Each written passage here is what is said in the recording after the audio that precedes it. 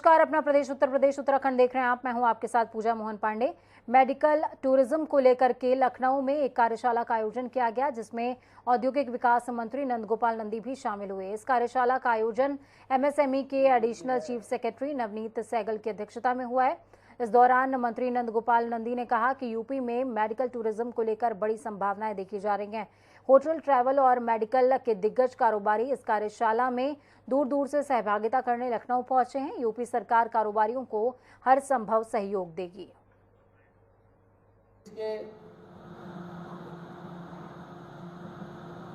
हर sector को मैं यूं कहूं कि अंतिम गांव तक विकास की रोशनी पहुंचे, अंतिम व्यक्ति तक सरकार की योजनाओं का लाभ पहुंचे, इसके लिए लगातार काम कर रहे हैं। किस विभाग के साथ काम पड़ सकता है, कैसे हम जोड़ें ताकि आम जनमानस को सुविधा मिले, उसके लिए माननीय मुख्यमंत्री जी ने जो काम किया, आज उसका समन्वय इस मंच पर भी दिख रहा है और यहाँ बैठे लोगों के बीच में भी दिख रहा है, चाहे टूरिज्म से हो, चाहे मेडिकल से हो, चाहे निर्यात प्रोत्साहन को लेकर।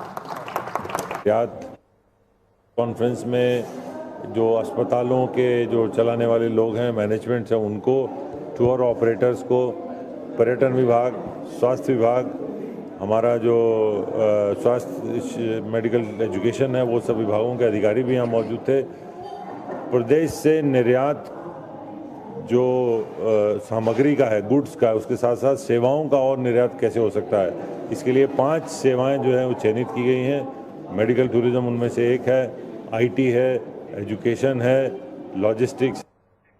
राजधानी लखनऊ से सीएम योगी आज आजादी का अमृत महोत्सव के अंतर्गत नवोन्मेषी कृषि विषय पर आयोजित एक कार्यक्रम में वर्चुअली शामिल हुए। इस कार्यक्रम को सीएम योगी ने संबोधित भी किया है। सीएम ने कहा कि उत्तर प्रदेश में प्राकृतिक खेती को आज बढ़ावा मिल रहा है। प्रदेश के किसानों की मदद से और नमामि गंगा परियोजना के अंतर्गत किसानों को फायदा मिल रहा है।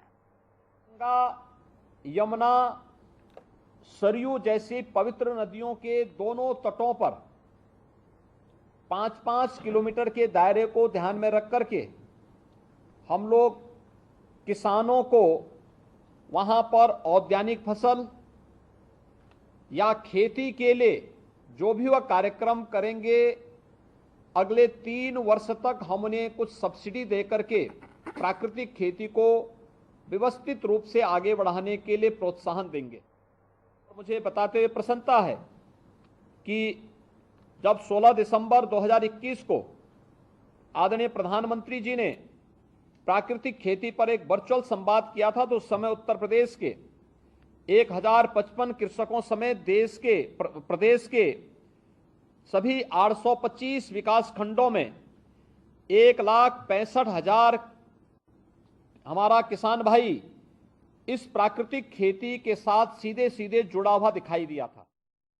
नमामि गंगे योजना के अंतर्गत भी हम लोगों ने प्रदेश के इन 27 जनपदों के गंगा के तटवर्ती जो जनपद हैं, उन जनपदों के 10 किलोमीटर की परिधि के अंदर भी प्राकृतिक खेती और औद्यानिक खेती, कृषि वानिकी को सम्मिलित करते हुए 2 लाख से अधिक किसानों को इसके साथ जोड़ने के एक बड़े अभियान को अपने साथ लेकर के हम इस कार्यक्रम को आगे बढ़ा रहे हैं। डिप्टी सीएम केशव प्रसाद मौर्य ने उत्तर प्रदेश सरकार 2.0 का दूसरा कार्यकाल 1 महीना पूरा होने पर उन्हें बधाई दी। उन्होंने कहा कि इस 1 महीने में प्रदेश सरकार ने भ्रष्टाचार के मुद्दे पर, कानून व्यवस्था के मुद्दे पर हर एक दिशा में काम किया है। तमाम गरीब कल्याण के मुद्दे पर, प्रदेश के विकास के मुद्दे पर, कानून व्यवस्था के मुद्दे पर, भ्रष्टाचार मुक्त उत्तर प्रदेश के मुद्दे पर बड़े बड़े फैसले लिए गए और उसका जमीनी हकीकत में वो दिखाई भी दे रहा है। भूमाफियाओं के खिलाफ प्रभावी कार्रवाई की गई है और प्रदेश इसी दिशा में आगे बढ़ रहा है। हमारी सरकार का लक्ष्य ही है कि हम लोगों के जो संकट हैं, उन संकटों को दूर करते हुए, अपराधियों में भय पैदा करते हुए, जनता को भयमुक्त करते हुए और प्रदेश को विकास में, देश में नंबर 1 बनाने की दिशा में आगे बढ़ते हुए काम करेंगे और आगे भी करते रहेंगे। उत्तर प्रदेश की राजनीति का केंद्र बिंदु इन दिनों सीतापुर जेल बना हुआ है। लगातार नेताओं की आमद यहां हो रही है। इस आमद बढ़ने का कारण करीबन 26 महीने के बाद आजम खान के जेल से बाहर आने की एक उम्मीद है, लेकिन इनकी जमानत से पहले एक के बाद एक नेता सीतापुर जेल पहुंच रहे हैं आजम खान से मुलाकात करने के लिए। शिवपाल यादव के बाद अब कांग्रेस महासचिव प्रियंका गांधी के सलाहकार आचार्य प्रमोद कृष्णन ने भी सीतापुर पहुंच करके आजम खान से मुलाकात करी। ये मुलाकात करीबन 1.25 घंटे चली है, ऐसा बताया जा रहा है।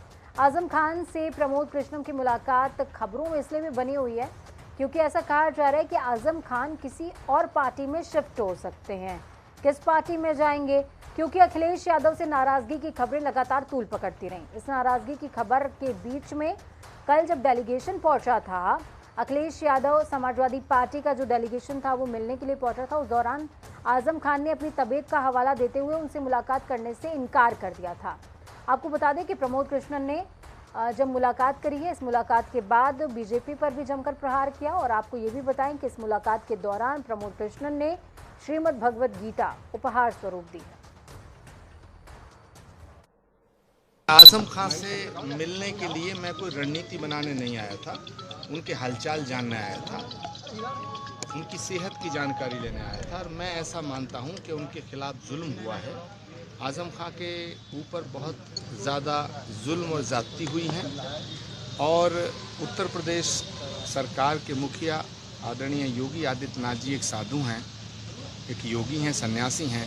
सन्यासी समदर्शी भाव का होना चाहिए, सन्यासी का हृदय विराट होता है।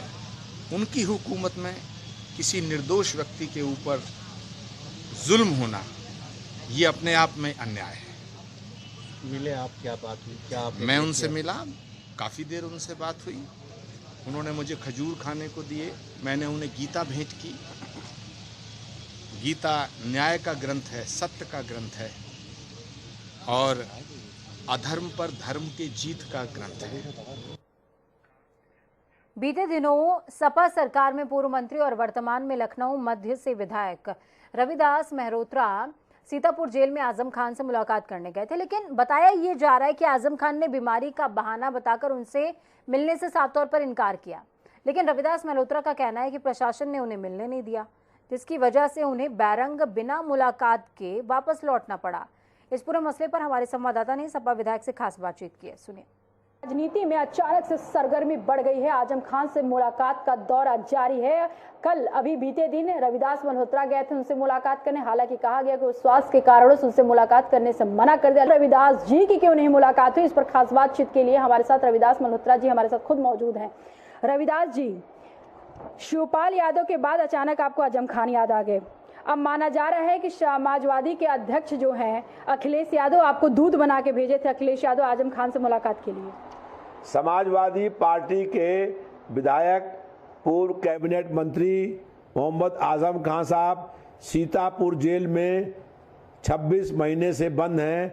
मैं उनसे मिलने के लिए जेल गया था, लेकिन प्रशासन ने मेरी उनसे मुलाकात नहीं कराई, क्योंकि प्रशासन की सारी पोल खुल जाती कि आजम खान साहब सीतापुर जेल में फांसी गारद की एक कोठरी के अंदर बंद हैं।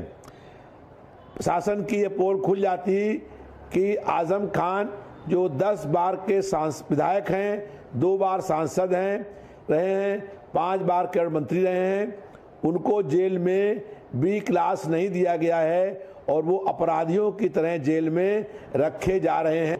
रविदास जी, एक ये भी आरोप लग रहा है कि जो फसाहत अली खान है आजम खान के मीडिया प्रभारी, उनका ये कहना है कि कहीं ना कहीं अखिलेश ही नहीं चाहते कि आजम खान जेल से आए, और योगी जी ये बात सही कहते थे कि अखिलेश ही नहीं चाह रहे हैं कि वो जेल से बाहर आए। अखिलेश यादव जी, समाजवादी पूरी पार्टी चाहती है कि आजम खान जेल से बाहर निकले। अखिलेश यादव जी ने इस संबंध में सीएम और पीएम दोनों से बात करी है। मुलायम सिंह यादव जी ने देश के गृह मंत्री से बात करी है।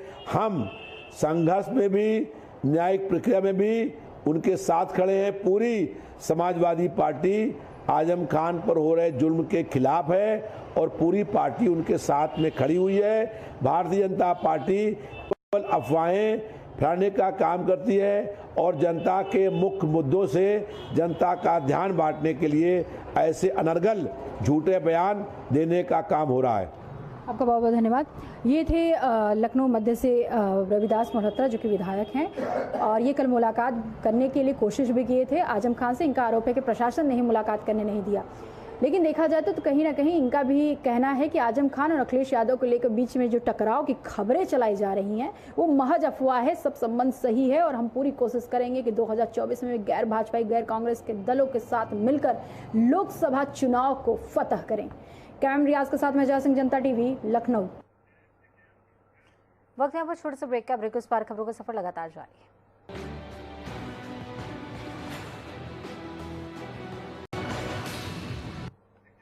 ब्रेक के बाद एक बार फिर से आप सभी का स्वागत है। गैस सिलेंडर इतना महंगा हो गया है, सब्जियों की कीमत आसमान छू रही है, आम आदमी का जीना दुश्वार है। दवाएं तो वैसे ही इतनी महंगी मिलती थी, अब ऐसे में अगर सरकारी अस्पताल में 1 रुपए में मिलने वाली पर्ची 100 रुपए की हो जाए तो सोचिए आम आदमी का क्या होगा। राजधानी लखनऊ में 1 रुपए का पर्चा अब 100 रुपए का कटेगा। ऐसे में अब लोहिया अस्पताल में इलाज महंगा हो जाएगा। इसके अलावा अब जांच और दवाइयां भी मुफ्त में नहीं मिलेंगी, ऐसा प्रस्ताव तैयार किया गया है। हालांकि अभी यह आदेश पारित नहीं हुआ है। जब हमने इस मुद्दे पर लोहिया चिकित्सा प्रशासनिक अधिकारियों से बातचीत करने की कोशिश करी तो उनका कहना था कि अभी ये आदेश पारित नहीं हुआ है, तो हम इस पर कुछ भी प्रतिक्रिया नहीं दे सकते, क्योंकि जब तक कोई आदेश पारित नहीं हो जाता तब तक हम कुछ भी बोलने के लिए अधिकृत नहीं है। पेट्रोल महंगा, डीजल महंगा, सीएनजी महंगा और सब्जी महंगा और अब इलाज भी महंगा होने वाला है। इस वक्त मैं राजधानी लखनऊ के डॉक्टर राम मनोहर लोहिया आयुर्विज्ञान संस्थान के सामने खड़ी हूं। खास बात यह है कि अब सरकार की ओर से ये नियम लागू किया जाने वाला है कि यहाँ पे जो इलाज के लिए 1 रुपए की पर्ची बनती थी अब वह 100 रुपए की बनेगी। हालांकि अब जो दवाइयाँ, खास तौर पे ये भी देखने वाली बात है कि जो दवाइयाँ मुफ्त में दी जाती थी अब वो दवाइयाँ भी बंद कर दी गई हैं, और जो महत्वपूर्ण जांचें कराने के लिए मरीज दूर दराज से यहाँ आते थे अब मरीजों को एक जोर का झटका दिया गया है सरकार की ओर से कि अब उनको इलाज के साथ साथ इलाज का पर्ची तो 100 रुपए का बनवाना ही होगा, लेकिन अब जो मुफ्त की जांचें और मुफ्त की दवाइयां मिलती थी अब वह भी उनको उसका पैसा पेमेंट करना पड़ेगा। यहाँ पे इस वक्त मैं यहाँ पे जहाँ पे पर्ची बनती है वहाँ पे जा रही हूँ, और यहाँ पे कुछ जो आए हैं मरीज, उनका मरीजों के जो तीमारदार हैं वो पर्ची बनवाने हैं, उनसे ही हम पूछते हैं कि इनको कैसा इस पर इनका क्या प्रतिक्रिया है। सर, अब बताया जा रहा है कि अब जो 1 रुपए की पर्ची बनती थी इलाज के लिए अब वो 100 रुपए के 1 तारीख से हो जाएगा। जी सर, अब ये तो मालूम नहीं, आए हैं अभी देखते हैं सर कहते हैं क्या बनाते हैं क्या नहीं। रुपए का पर्ची बनवाया है? पर्ची बनाए नहीं है, अभी तो लेके आ रहे हैं। क्या कह रहे हैं सर? अभी तो मतलब लेके आ रहे हैं, फिर एक वो वहाँ मेडिकल ले गए तो वहाँ तो लिए नहीं। कहाँ से आए हैं?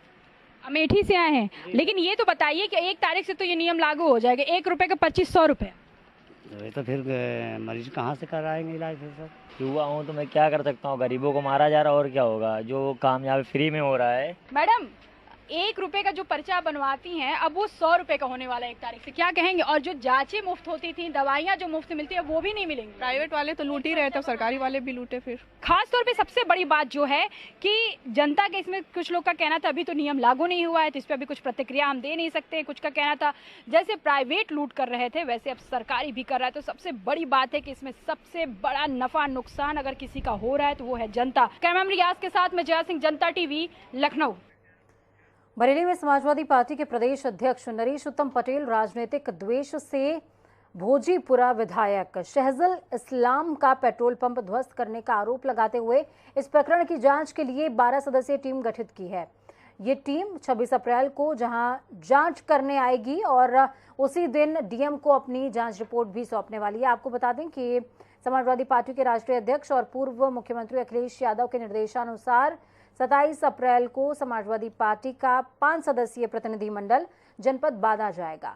बांदा में पूर्व विधायक ब्रजेश प्रजापति के मकान को भाजपा सरकार के इशारे पर जिला प्रशासन की ओर से अवैध बताकर उस पर ध्वस्तीकरण का नोटिस चस्पा कर दिया गया है, जिसकी जांच के लिए समाजवादी पार्टी का प्रतिनिधिमंडल बांदा जाएगा। माह रमजान में रोजा अफ्तार कराने को लेकर के लोग बढ़ चढ़कर हिस्सा लेते हैं और मानते हैं कि रोजेदार को रोजा अफ्तार कराने से उन्हें पुण्य यानी कि शबाब हासिल होता है। ऐसा ही बेगम बाग के रहने वाले शादाब कुरैशी ने भी किया। उन्होंने हिंदू मुस्लिम का प्रतीक बनकर रोजा इफ्तार का आयोजन किया, जिसमें सभी समाज के लोग मौजूद रहे। खासतौर की बात यह भी रही कि रोजा इफ्तार में हिंदू और मुस्लिमों ने बढ़ चढ़कर हिस्सा लिया। इस दौरान लोगों ने रोजा इफ्तार के साथ ही मुल्क के लिए हाथ उठाकर खुदा से इबादत की और कहा कि खुदा हिंदुस्तान में हमेशा खुशियां और एकता, अमन और भाईचारा बना रहे।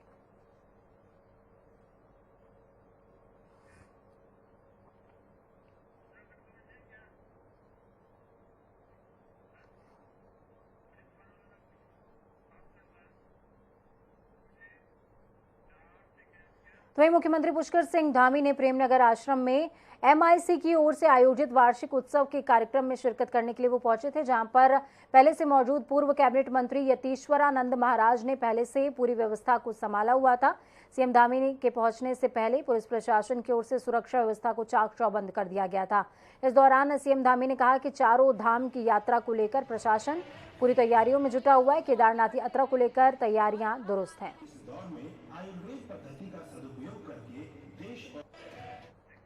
मुख्यमंत्री पुष्कर सिंह धामी सोमवार को सुल्तानपुर पहुंचे, जहां उन्होंने पूर्व विधायक संजय गुप्ता के भाई अनिल गुप्ता की शोक सभा में शिरकत करी और श्रद्धांजलि भी अर्पित करी। उन्होंने कहा, जो लोग समाज और राष्ट्र के लिए अच्छे काम करते हैं उन्हें हमेशा याद किया जाता है, इसलिए इंसान को हमेशा अच्छे कर्म करने चाहिए। बड़े आदर के साथ इस शोक सभा में सोमवार को देहरादून नगर निगम की बोर्ड बैठक हुई। बोर्ड बैठक में 16 प्रस्ताव रखे गए, जिसमें सभी की सर्वसम्मति से इसको पास किया गया। बोर्ड बैठक में मुख्य रूप से शीशम बाड़ा कूड़ा निस्तारण प्लांट को दूसरी जगह शिफ्ट करने सहित कई महत्वपूर्ण प्रस्ताव बैठक में पास किए गए हैं। मेयर सुनील उनियाल गामा ने बताया कि देहरादून को अतिक्रमण मुक्त बनाना है। ऐसे में ठेली फड़ों को सिर्फ वेंडिंग जोन में लगाए जाने की अनुमति होगी। मेयर गामा ने कहा कि शहर के विकास के लिए निगम की ओर से हर संभव कोशिशें की जा रही। मलिन बस्तियों के लिए मालिकाना हक का जो है उसमें कार्रवाई सरकार के द्वारा चल रही है। जहां जो हमारी अप्रूव्ड मलिन बस्तियां हैं उनको हम टैक्स लगाने का काम हमने पूर्व में प्रारंभ किया था। जहां रुका हुआ है उसके लिए भी हमने कहा है कि अलग से टीम बनाकर जो है उनका टैक्स लिया जाए। जो मलिन बस्तियां जो हमारे नगर निगम क्षेत्र में हैं वो तो पहले से जो है चिन्हित हैं। जो अभी जो हमारा सीमा विस्तार हुआ है वहाँ भी जो इस तरीके के हैं उनको भी हम चिन्हित करने का काम करेंगे, ताकि उनको भी मालिकाना हक जो है मिल सके, उनको भी उस लाइन में लाएंगे। नैनीताल में पुलिस 1 मई से ट्रैफिक यातायात का जिम्मा वॉलंटियर के हाथों में देने जा रही है, जिसकी रणनीति पुलिस प्रशासन की ओर से बनाई गई है। एसपी ट्रैफिक जगदीश चंद्र के मुताबिक 1 मई से सड़कों के व्यस्ततम चौराहों में ट्रैफिक पुलिस के साथ वॉलंटियर्स भी यातायात व्यवस्था संभालते नजर आएंगे। पुलिस ने यातायात को लेकर जागरूक लोगों से वॉलंटियर बनने की अपील की है और साथ ही पुलिस ने कई वॉलंटियर्स भी चिन्हित कर लिए हैं, जिन्हें 2 दिन का प्रशिक्षण देने के बाद 1 मई से फील्ड में उतारा जाएगा। 1 मई से ट्रैफिक पुलिस जो उत्तराखंड की है वो ट्रैफिक वॉलंटियर्स को इंडक्ट कर रही है अपने वर्कफोर्स में। ये पूरी तरह से जो है वॉलंटियर्स होंगे, इनको इसके लिए कोई मानदेय नहीं दिया जाएगा। इसमें लोगों से अपील की गई है कि जो ट्रैफिक में जिनका इंटरेस्ट है, जो अपने शहर की यातायात व्यवस्था को ठीक करना चाहते हैं, वो आगे आएँ और ट्रैफिक पुलिस को मदद करें। इनका जो मुख्य काम रहेगा वो ट्रैफिक जंक्शंस पे ट्रैफिक रूल्स को बढ़ावा देना और साथ में ही जो ट्रैफिक आई ऐप है इसके द्वारा जो चालान की कार्रवाई है उसमें भी योगदान करना रहेगा। हमारे द्वारा यहाँ जनपद में काफ़ी लोगों को चिन्हित किया गया है, इनको 2 दिन का प्रशिक्षण देंगे। उत्तराखंड में 3 मई से चारधाम यात्रा का आगाज हो रहा है। एक बार ऐसा माना जा रहा है कि बड़ी तादाद में लोग चारधाम यात्रा करने के लिए पहुंचेंगे। हरिद्वार के साधु संतों ने भी इस बार सरकार से उम्मीद रखी है कि इस बार चारधाम यात्रा सकुशल पूरी हो जाए। तो वहीं हरिद्वार में एक कार्यक्रम में शिरकत करने के लिए मीडिया से बातचीत करते हुए कैबिनेट मंत्री प्रेमचंद अग्रवाल ने कहा कि मुख्यमंत्री पुष्कर सिंह धामी और कैबिनेट मंत्रियों की ओर से लगातार बैठक की जा रही है, जिसमें यात्रियों के लिए मूलभूत सुविधा पर काम किया जा रहा है। साथ ही उन्होंने कहा कि चारधाम यात्रा को सुखद बनाने का काम हमारी सरकार कर रही है। चारधाम को इस बार प्राथमिकता पे रख रही है, क्योंकि 2-2.5 वर्षों से 3 वर्षों से ये यात्रा प्रमुख रूप से नहीं हुई। मुझे लगता है यह यात्रा सकुशल हो और यात्रा की कुशलता यात्रियों से है। तो यात्रियों की सुरक्षा के साथ साथ यात्रा कुशलता पूर्वक सरकार कराएगी, मुझे सरकार पे विश्वास है। मुख्यमंत्री जी बहुत ही सक्रिय हैं और बहुत ही प्राथमिकता पूर्वक चारधाम यात्रा को कराना चाहते हैं। राज्यसभा सांसद नरेश बंसल का बड़ा बयान सामने आया। उन्होंने कहा कि मुख्यमंत्री पुष्कर सिंह धामी के उपचुनाव को लेकर पार्टी ने पूरी तैयारियां कर ली हैं। उन्होंने बताया कि महामंत्री संगठन बीएल संतोष भी बैठक करके तैयारियों का जायजा ले चुके हैं और 6 लोगों को जिम्मेदारी भी दे दी गई है। उन्होंने कहा कि पिछले विधानसभा चुनाव के दौरान हुए भीतरघात के मामले की भी रिपोर्ट आ चुकी है, उसकी भी समीक्षा की जा रही है। पार्टी जल्द ही हाईकमान उचित निर्णय लेगा। सब ले लो भाई। और हमारे यहाँ कल ही 6 लोगों को उसकी जिम्मेदारी दे दी गई। पंचायत के उसके विधानसभा के उपचुनाव के संयोजक, प्रभारी, सह प्रभारी, ये सब मनोनीत हो गए और पार्टी बिल्कुल चुनावी मोड में है। पार्टी का फोकस है अधिक से अधिक वोट प्राप्त करके। तो वक्त यहाँ पर छोटे से ब्रेक का। ब्रेक के उस पार खबरों का सफर लगातार जारी रहेगा। बने रहिए जनता टीवी के साथ, क्योंकि हमें आपकी ताकत, हमारी ये कामना है कि आपका आने वाला कल आपसे बेहतरीन भी हो और सुरक्षित भी। नमस्कार।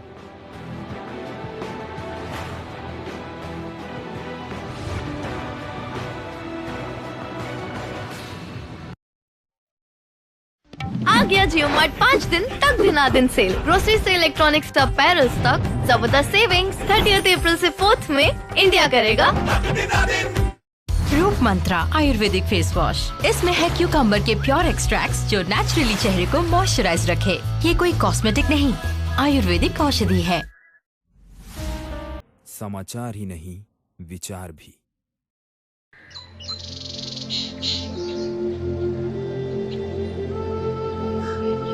नमस्कार। भारत ने पूरी दुनिया को योग सिखाया। मैं खुद भी रोज योग करता हूँ, इससे बहुत फायदा होता है। मैं चाहता हूँ कि हर दिल्ली वासी इसका लाभ उठाए। आप भी जरूर योग करें। अगर आप योग करना चाहते हैं, सीखना चाहते हैं, तो हम आपके यहाँ निःशुल्क टीचर भेज देंगे। अगर आपकी कॉलोनी में 25 लोग हैं जो योग